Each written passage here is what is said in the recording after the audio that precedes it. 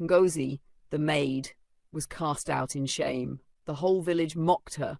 Look at the maid, look at the riverman's wife. They laughed as if her life was finished.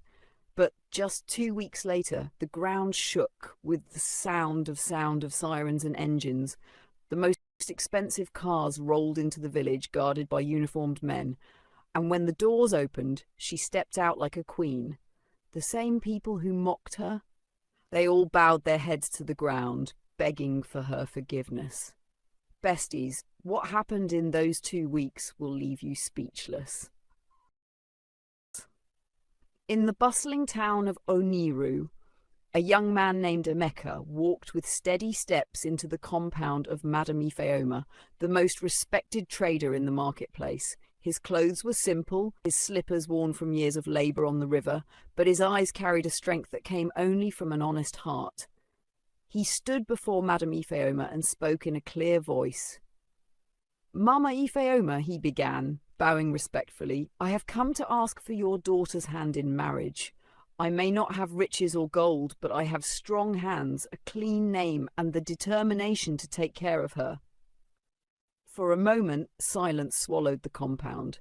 Even the chatter of the birds on the mango tree seemed to pause, waiting.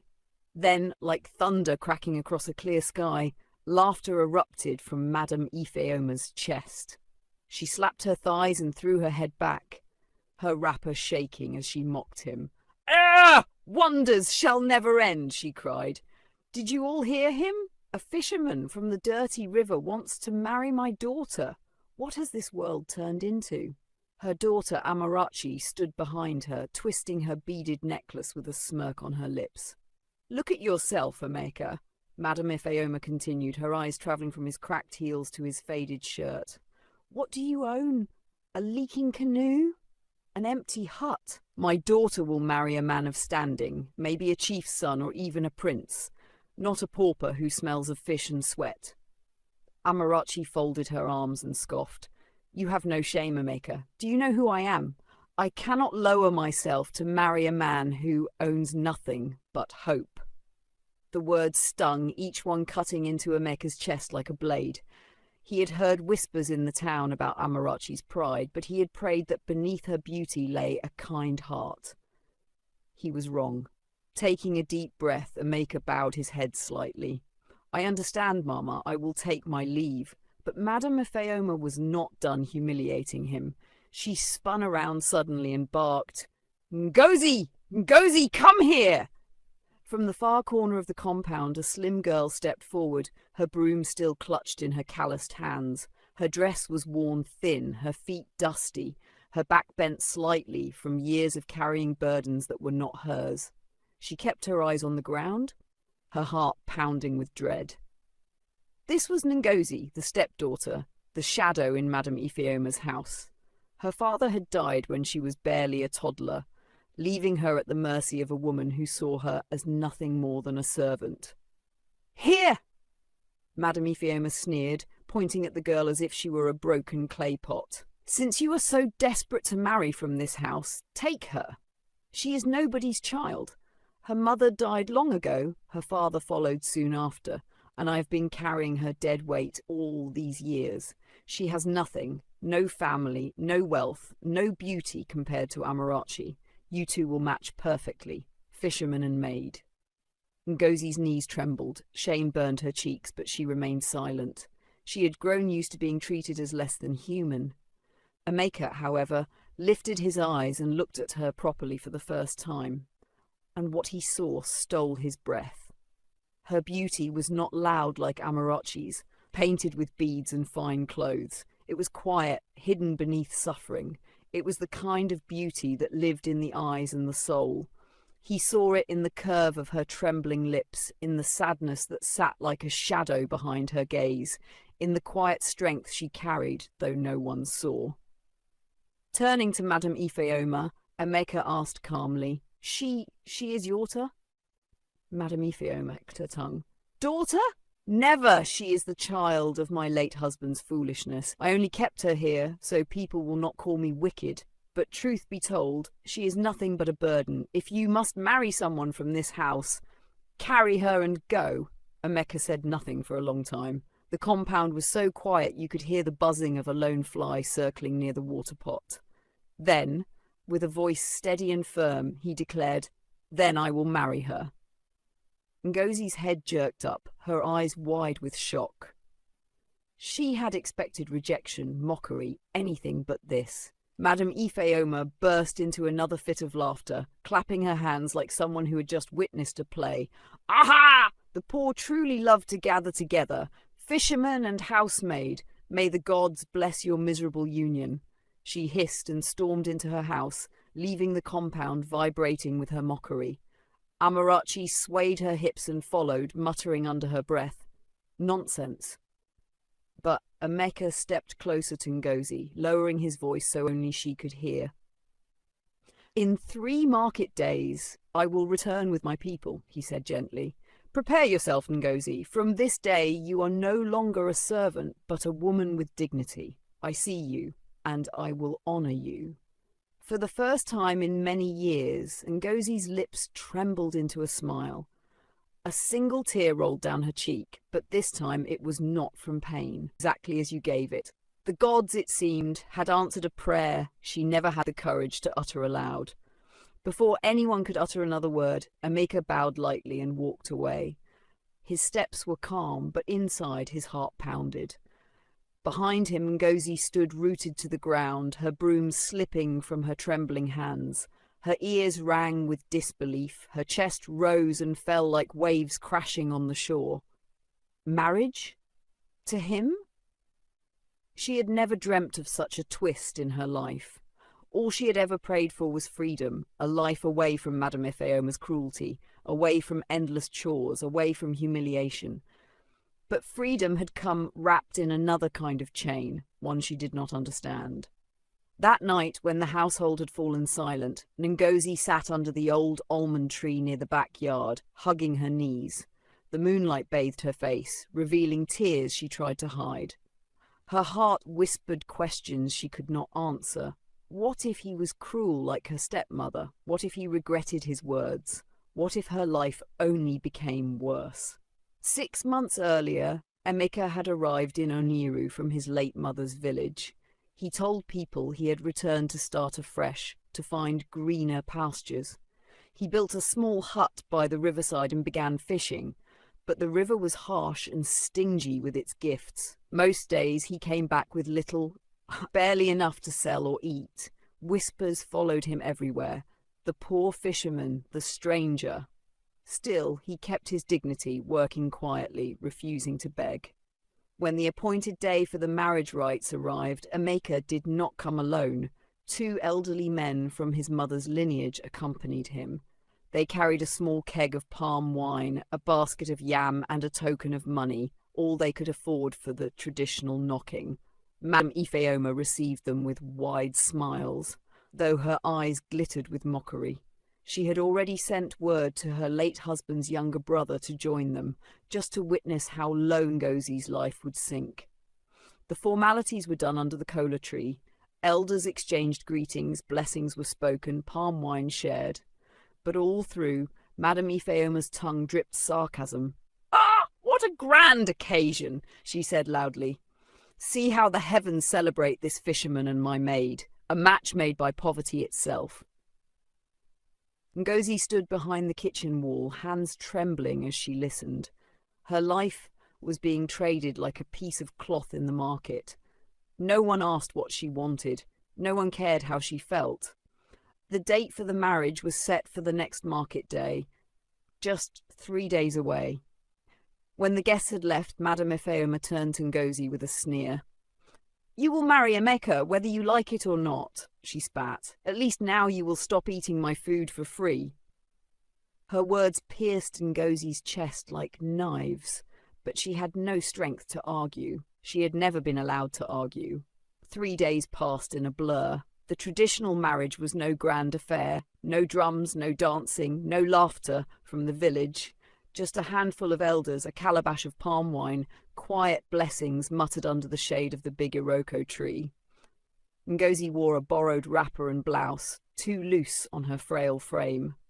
Her hair was quickly plaited by one of the village girls that morning. She did not smile. She did not even lift her eyes when Emeka came forward and held her hand. Inside she felt nothing but emptiness, like a bird walking into a cage it did not choose. When the rites ended, Emeka led her away. The villagers watched them walk together, a poor fisherman and the unloved stepdaughter, and tongues wagged. "Ah, what a pity! She will suffer in that small hut by the river." "She is leaving one slavery for another." Emeka said little as they walked. He noticed her silence, how she avoided his eyes, how her body moved stiffly beside his. Yet he did not push her.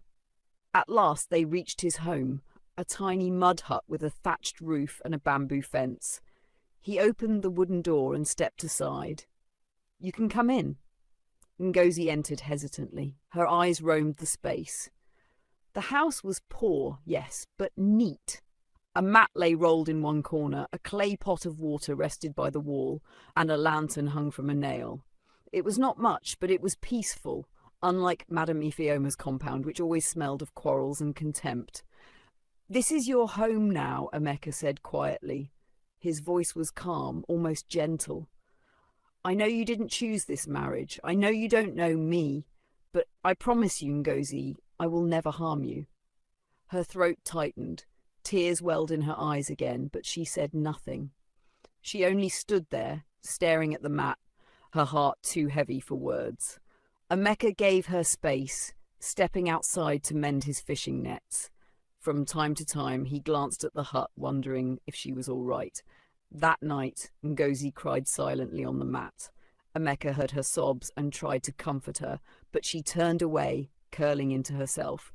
He let her be. Days rolled into weeks. Ngozi moved about the small compound quietly, like a stranger passing through. She cooked, fetched water, swept, washed, all without being asked. But her face was blank, her laughter gone. She expected harsh words. She expected blows. She expected the insults that had always rained on her in Madame Afeoma's house, but they never came. Instead, what she found was something she had never known before. Kindness. Every dawn before the cock crowed, Emeka was already awake, his oar slicing through the misty river as he paddled his canoe into the open waters. The waves were often harsh, the nets heavy, and his body returned weary each morning, dripping with sweat and the smell of the river. But no matter how tired he was, he always made a stop at the marketplace on his way home. Sometimes he returned with roasted ground nuts wrapped in brown paper, sometimes a small piece of smoked fish, other times a length of ribbon or a bead he thought Ngozi might like. They were never expensive gifts, but they were tokens, small reminders that she mattered. He never shouted at her, he never raised his hand against her, he never forced himself on her or treated her as though she was a weight tied to his neck. Instead, Emeka treated her as if she was treasure, something fragile but precious, something worth guarding. One quiet evening, as Ngozi bent over the clay pot outside, scooping water into her calabash, she sensed footsteps behind her. Her body stiffened, old habits of fear rising, but when she turned, it was Emeka, standing a few feet away, careful not to intrude. "Ngozi," he said softly. His tone was so gentle it startled her more than a shout would have. She glanced at him briefly, then looked down again. "Yes?" Emeka drew in a slow breath, searching for the right words. "I want you to understand something. I did not marry you because I pitied you. I did not bring you here because I wanted a servant." Her hands froze on the calabash. He continued, his voice steady but tender. "The day I looked into your eyes in your stepmother's compound, I saw something. A woman who deserved love. A woman worth fighting for. I chose you because I saw more in you than the world cared to notice." Ngozi's chest tightened. No one had ever spoken to her that way before. All her life, she had been invisible, or worse, unwanted. She blinked rapidly, unable to respond. Emeka smiled faintly, almost shy. "I know you don't love me yet, and I won't force you. All I ask is a chance, just a chance to make you happy." That night, Ngozi lay on her mat restless. His words replayed in her head over and over. No one had ever spoken of her happiness before. No one had ever cared. For the first time in her life, hope pressed against her ribs like a fluttering bird. The weeks that followed were like slow dawn breaking over a long night. Ameka continued to show her patience, kindness, and a love that did not demand but simply offered. He taught her how to paddle his canoe, her laughter spilling out the first time the water splashed into her face. He showed her how to mend torn fishing nets, his large hands guiding her smaller ones carefully. One afternoon, while trying to catch a stubborn fish that slipped from his net, Ameka slipped and fell headfirst into the river. Ngozi gasped and rushed to the edge of the canoe, only to see him resurface spluttering, his hair plastered across his forehead like a wet chicken. She laughed, a real laugh, one that startled even her. Ameka grinned, even while shivering. "Ah, you see? Even the river is against me!" From that day she began to soften. She started waiting at the riverbank whenever he returned, her eyes searching for his canoe. She cooked his favourite yam porridge without him asking. She found herself smiling when he teased her, her heart warming in ways she didn't understand. One night, as they sat beneath the old almond tree outside their hut, the moonlight painted their faces in silver. Ngozi's fingers twisted nervously in her lap before she finally spoke. "Ameka!" He turned quickly, surprised. She rarely called him first. "Yes?" Her voice trembled but was steady enough to carry her truth. "I want to thank you for treating me like a person. All my life I was made to believe I was nothing, just a shadow in someone else's house. But you make me feel seen." His chest ached at her words. He reached for her hand slowly, gently wrapping his fingers around hers. "Ngozi, you deserve more than just being seen. You deserve to be loved, cherished, lifted high. You deserve the world." Their eyes met, and for the first time since their marriage, Ngozi smiled at him, a true smile that glowed in the moonlight. That night, as they lay side by side on their mat, she shifted closer to him, her whisper barely audible. "I love you." Ameka's lips curved into a smile in the dark. "And I love you too, my wife." It was the first time they came together, not as strangers bound by circumstance, but as man and woman bound by love. 3 moons later, when the air of Oniru was thick with the scent of harvest, the entire town was shaken by a sound that hadn't been heard in years, the royal drums. Dum! Dum! The beat thundered across the land, echoing from the palace gates to the farthest farms. In Oniru, when the royal drums sounded outside of festivals, it meant one thing: a decree from the palace. The villagers rushed to the square, gathering beneath the giant Iroko tree. The king's messenger appeared, towering and commanding, dressed in red and white wrappers with cowries glittering on his cap. He carried the king's long wooden staff of authority. Raising his voice, he declared, "People of Oniru, gather and listen. By the order of His Royal Majesty, the King, this message is proclaimed. In 2 weeks' time, the Crown Prince Obinna shall return from the city. A grand ceremony will be held at the palace, where the prince shall choose a bride from among the maidens of the kingdom." A gasp rippled through the crowd. Young maidens squealed with excitement. Mothers clutched their daughters' hands tightly, whispering dreams of wealth and honor. The air was alive with gossip, envy, and wild imagination. Among the crowd, Madame Ifeoma's eyes gleamed like fire. She grabbed Amarachi's arm with force, her nails digging into her skin. "You see!" she hissed, her voice trembling with greed. "Did I not tell you? This is your destiny. You were not born to live like commoners. You were born for the palace. The crown will be yours, Amarachi. The gods themselves have opened the gates for us." Amarachi's lips curved into a proud smile, her head already lifting high as though she wore the crown. She could already imagine herself draped in gold, carried in palanquins, commanding servants with a flick of her hand. But hidden in the crowd, watching quietly, Ngozi's heart sank. She could feel the winds of change stirring, winds that would soon drag her into storms she never imagined. For the return of the prince would not only change Amarachi's destiny, it would unravel hers. Meanwhile, the village of Oniru had never known excitement like this. Word had spread like wildfire. The crown prince would soon return, and with his return came the promise of choosing a bride. Maidens laughed louder than usual, their eyes alight with secret dreams. Mothers whispered to their daughters late into the night, urging them to prepare, to shine, to stand taller than the rest. The air itself seemed to hum with restless expectation, and at the very heart of the excitement was Amarachi.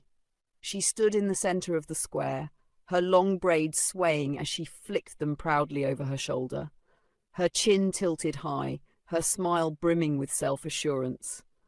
"No maiden in this land can rival me," she declared, loud enough for the giggling girls nearby to hear. "The prince will see me, and only me. The throne already waits for me."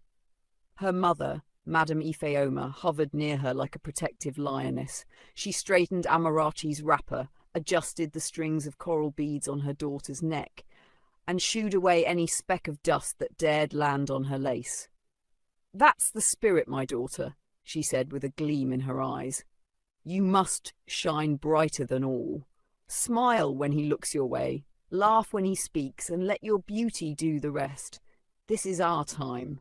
Amarachi's lips curved into a smirk. He would be blind to choose another. The people nearby nodded, though some muttered under their breaths.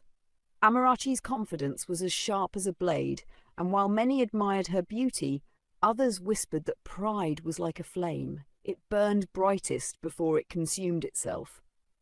Not far away, a very different scene unfolded. Through the crowd, almost invisible, walked Emeka. His fishing nets hung heavily over his shoulder, the smell of the river clinging to him. No one spared him a second glance. Why would they? To the village, he was only a poor fisherman who lived quietly by the riverbank with his companion, Ngozi. Ngozi was seated outside their small hut when Emeka returned. She was peeling cassava, her hands moving swiftly and rhythmically. When she heard his footsteps, she lifted her head, her soft eyes meeting his. "You are back early," she said gently. "There was an announcement at the square," Emeka replied, his voice low. "The crown prince is returning. Soon he will choose a wife." The knife paused in Ngozi's hand. Her face fell slightly, though she tried to mask it. "Ah, that is good news for the maidens," she murmured absently. But her voice lacked conviction. She forced a smile, though her thoughts drifted elsewhere. Emeka watched her closely. His chest ached, but he forced a smile. For days, the village of Oniru buzzed with frantic preparations. The tailors worked without rest, their huts crowded with young women demanding the finest wrappers and blouses. Scented oils, jewellery and beads sold faster than palm wine on market day. And Madame Ifeoma? She spared no cost. She bought Amarachi oils that shimmered on her skin, perfumes that clung sweetly to her body, fabrics so fine that even the wealthiest chief's daughters whispered with envy. "The prince must not look elsewhere," she repeated like a prayer. Yet, in the quiet home by the riverside, life remained unchanged. Ngozi still cooked their simple meals, and Emeka still cast his nets into the water. But at night, when the village fell asleep, Emeka lay awake staring at the ceiling. "Tomorrow," he whispered to himself on the eve of the ceremony. "Tomorrow masks will fall. Tomorrow the truth will come." But his heart twisted in fear. Would Ngozi still look at him with love in her eyes once she sees the prince making his choice? Would she still prefer me to others? The morning of destiny arrived. Before dawn, the royal drums thundered across Oniru. Dum, dum, dum! The sound shook the earth, rolling across farms, rivers and hills until no soul could ignore its call. By sunrise, the village square was already overflowing. Women adorned themselves in wrappers of every colour, their necks heavy with beads, their heads crowned with towering jelly. Men wore their finest, standing tall and proud, hoping to witness history. Children darted about, squealing with excitement, their bare feet pounding the dust. At the centre of it all, King Kingsley sat on his golden throne, his presence regal and commanding. Beside him, the chiefs and elders sat in a semicircle, their staffs polished, their eyes sharp with curiosity. Amarachi stood like a jewel in the front row, Madame Ifeoma beside her, fluttering around her daughter like a queen-maker. Amarachi's skin glistened, her face was painted flawlessly, and her eyes sparkled with ambition. "Today is your day," Madame Ifeoma whispered, clutching her daughter's hand tightly. "By dusk, you will not walk back into my house as Amarachi the maiden. You will return as Amarachi, the queen-to-be." Amarachi smiled confidently. "No one can rival me today." Behind her, other maidens shifted nervously, each hoping, each praying, each silently begging the gods for favor. Meanwhile, by the river, Ngozi cooked a simple pot of yam and palm oil. The sound of drums carried through the air, but she paid them no heed. She had no place in the gathering of royalty, no claim to the throne. Her life was here with Emeka, simple and steady. And yet her heart was light that morning. She woke with a strange, unexplainable joy, as though something wonderful was drawing near. Emeka, however, was restless. He sat beneath the mango tree, his gaze fixed on the horizon, his chest rising and falling heavily. He ate nothing, spoke little, and carried himself like a man bearing the weight of worlds. Ngozi sat beside him, her voice gentle. "Are you not going to the square?" Emeka's lips curved faintly. "No, my place is here." Her cheeks warmed. She looked away quickly, but her heart fluttered at his words, though she could not yet understand why. Back at the palace square, the moment everyone had been waiting for arrived. The royal gong sounded, its echo crashing like thunder. The crowd surged forward, craning their necks to see. The crown prince had arrived, but when they searched the square, they saw no one. A murmur swept through the people. Confusion spread. Where was the prince?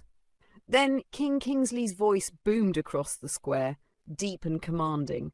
"My people, today my son Prince Obinna must choose his bride, but before he does, you must know the truth." The square fell silent. Not even the children dared breathe. "My son returned to this village many moons ago, but not as a prince. He came as a common man, to walk among you, to live as one of you. He sought not riches nor flattery, but truth. He wished to find a woman who would love him, not for his crown, but for his heart." Gasps rippled through the crowd. Women covered their mouths, men exchanged stunned glances. The king's eyes swept over his people, grave and knowing.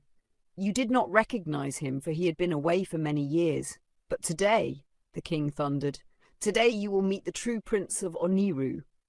The entire square erupted into whispers, faces turned in every direction, searching, wondering, who could it be? Which man among them was royalty in disguise? The crowd held its breath. Even the drums stopped. A silence so thick it could be cut with a blade fell over the people. Then the king's guards parted. The villagers craned their necks, their voices hushed, their hearts pounding. And there he was, walking slowly, with quiet confidence, dressed in royal regalia that shimmered under the morning sun, was Emeka.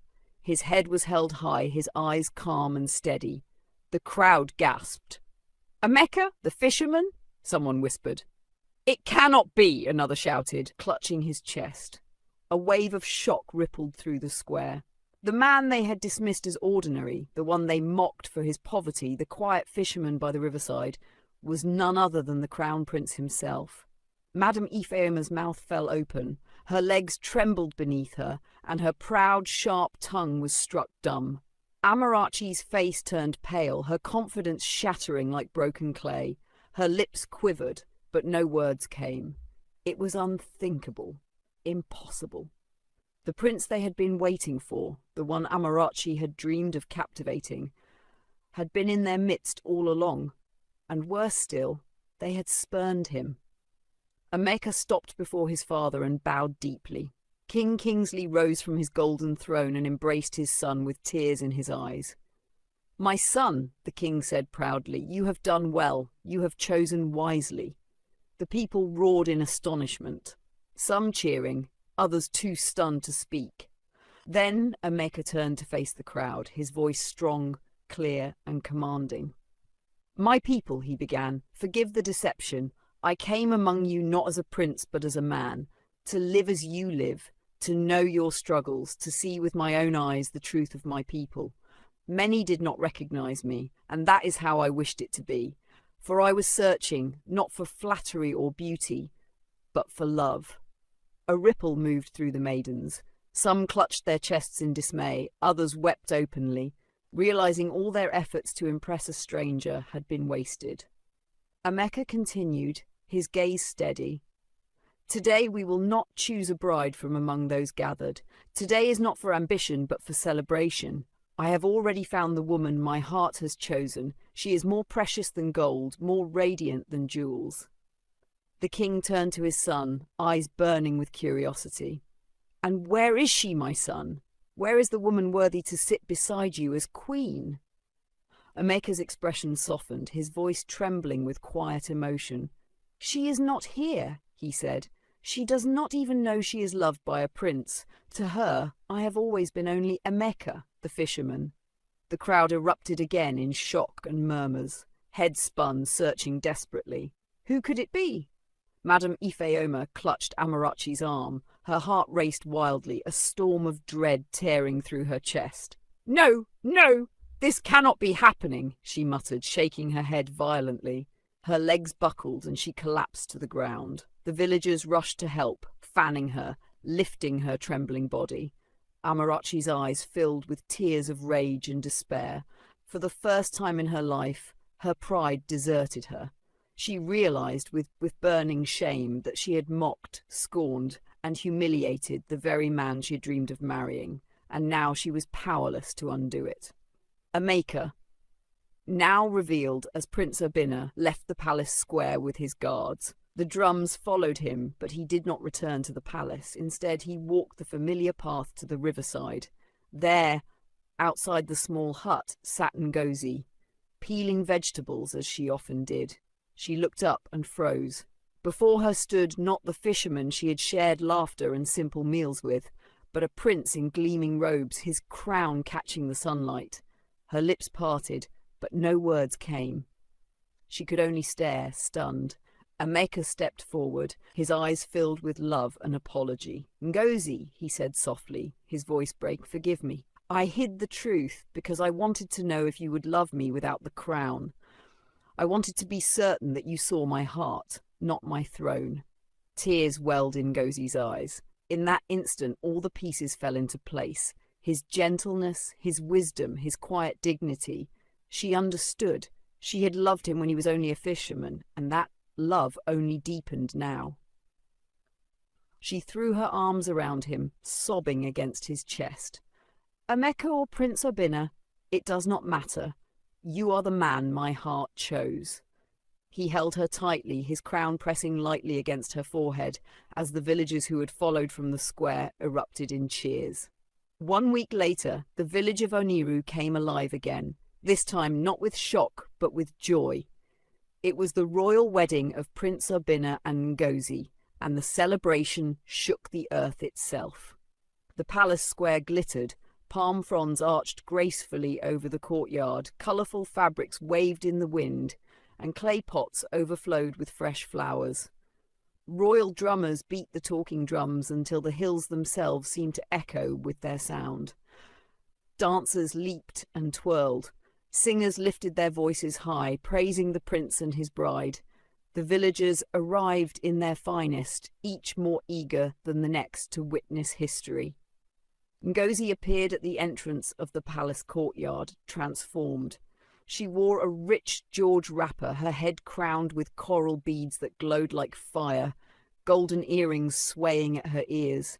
Her smile was radiant, her eyes glowing with love and pride. The elders and priests conducted the ancient rites. The kola nut was broken, prayers poured forth, and blessings rained upon the couple. The crowd erupted in screams of excitement when Ngozi knelt gracefully, offering a calabash of palm wine to Prince Obinna, who drank deeply and pulled her gently to her feet. The celebration stretched into the night, the sound of drums and laughter rolling across the rivers and hills. Months later, Queen Gozi returned to Madame Ifeoma's home. She came not in anger, but in peace. Bowing low, she said softly, "You are my mother still, and I forgive you." Madame Ifeoma wept bitterly, her proud spirit broken, her heart heavy with regret. Amarachi too fell to her knees, tears streaming, begging for forgiveness. And Queen Gozi forgave them both, her heart free of malice. Years later, after King Kingsley passed, Prince Obinna was crowned king, and with Ngozi by his side as queen, they ruled with wisdom and love. Together, they built a reign that Oniru would sing about for generations. Hello, besties! Thank you so much for watching this emotional and beautiful story to the very end. If you enjoyed it, please don't forget to like, share, and subscribe for more breathtaking and inspiring stories. Your support means everything to us. See you in our next video, besties.